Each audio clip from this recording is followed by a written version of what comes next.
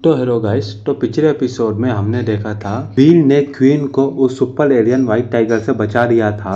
उसके बाद व्हील ने क्वीन के चेस्ट के पास वाले आर्मर को फाड़ दिया था। सिल्वर फॉक्स ने क्वीन की चोट को हील कर दिया था। अभी क्वीन देखती है कि व्हील अभी भी उसके चेस्ट की ओर ही देख रहा है। अभी क्वीन व्हील को वार्निंग देते हुए कहती है, क्या तुम्हें मरना है? तुम अभी भी मेरी तरफ क्यों देख रहे हो?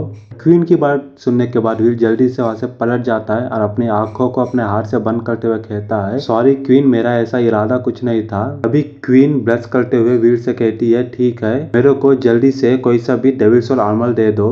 क्वीन की बात सुनने के बाद व्हील जल्दी से क्वीन को एक आर्मर दे देता है।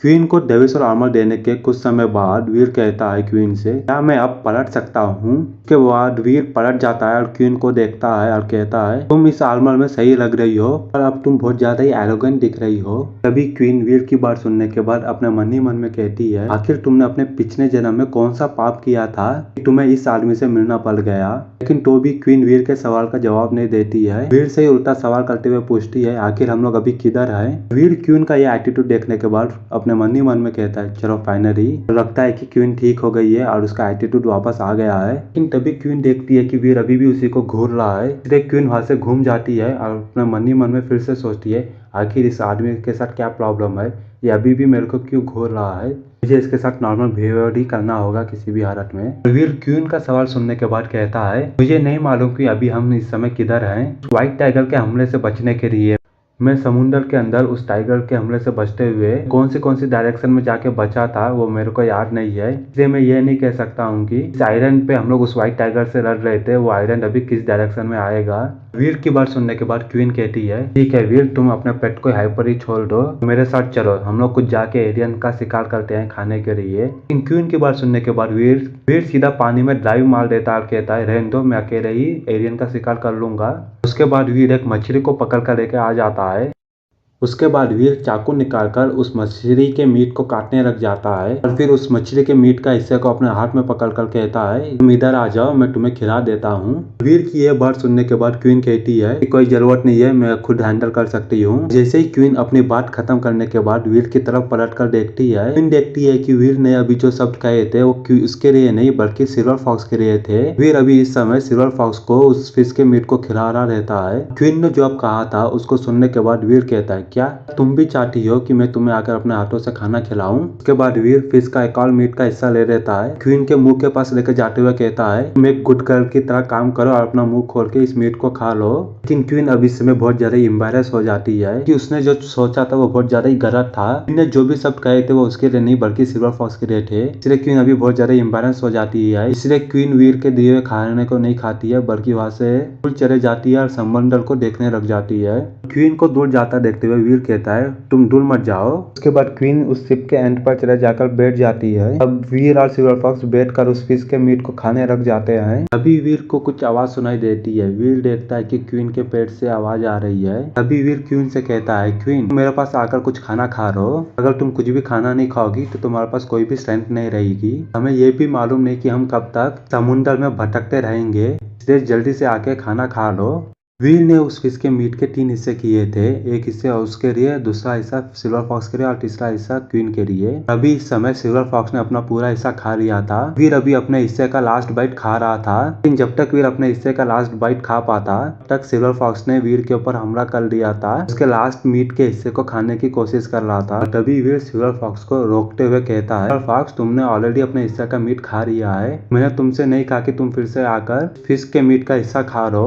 तभी क्वीन देखती है कि सिल्वर फॉक्स और वीर इसके मीट के लिए झगड़ रहे हैं। तभी क्वीन देखती है कि सिल्वर फॉक्स वीर के मुंह को लिक कर रहा है मीट के हिस्से को चुलाने के लिए। तभी क्वीन को यह बात याद आ जाती है कि इस सिल्वर फॉक्स ने उसके चेस्ट को भी रिक किया था, तभी ये वीर के मुंह को भी रिक कर रहा है। इसका यह मतलब तो नहीं कि हम दोनों ने, लेकिन अभी क्वीन इतना ज्यादा एम्बैरेस हो जाती है कि इसके आगे कुछ भी नहीं कहती है। तभी क्वीन कहती है, मेरा यह सफर बहुत ज्यादा बोरिंग होने वाला है। तभी वीर भी क्वीन की तरफ देखते हुए कहता है, बहुत ज्यादा स्ट्रेंज है, मैंने सिल्वर फॉक्स को ऑफेंड कर दिया जब मैं क्वीन को टीज कर रहा था।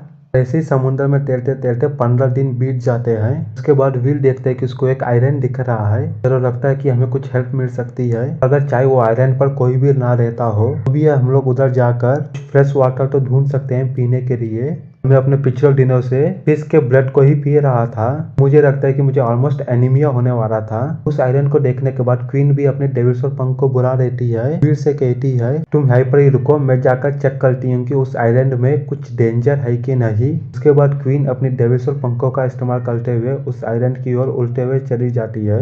क्वीन के जाने के बाद वीर कहता है अगर उस आयरन में कुछ डेंजरस एनिमल्स भी रहे तो मेरे पेट सिल्वर फॉक्स को देखने के बाद वहां से चले जाएंगे। और वीर की बात सुनने के बाद क्वीन कहती है अगर तुम्हारे पेट को देखने के बाद भी स्ट्रेंज क्रिएचर्स वहां से नहीं जाते हैं तो मैं डरती हूँ कि हम उन एलियंस का सामना नहीं कर पाएंगे। उसके बाद क्वीन उस आयरन का एक राउंड मारने चली जाती है। उसके कुछ समय बाद क्वीन वापस आते हुए कहती है वीर से वीर तुम इस आयरन पर आ सकते हो, इस आयरन पर कोई भी डेंजर नहीं है।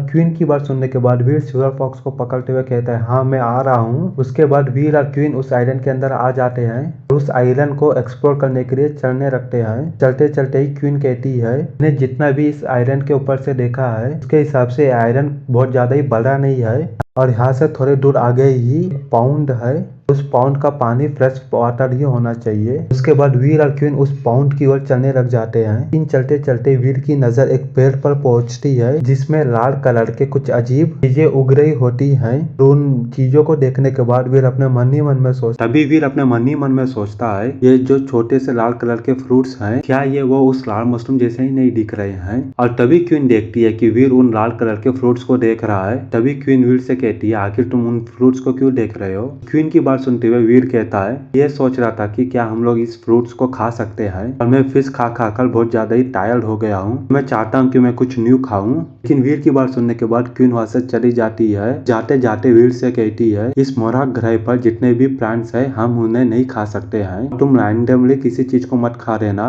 मैं जाकर फिश का शिकार करके लेके आती हूँ। क्वीन की बात सुनने के बाद वीर कहता है पर मुझे लगता है कि हम इन चीजों को खा सकते हैं। लेकिन उसके बाद वीर क्वीन का पीछा करते हुए क्वीन के पीछे जाने लगता है। लेकिन तभी वीर के मन में यह ख्याल आता है कि आइलैंड तो दिखने में बहुत ज्यादा ही हरा भरा है लेकिन तो भी यहाँ पर किसी एलियन का नामो निशान नहीं है।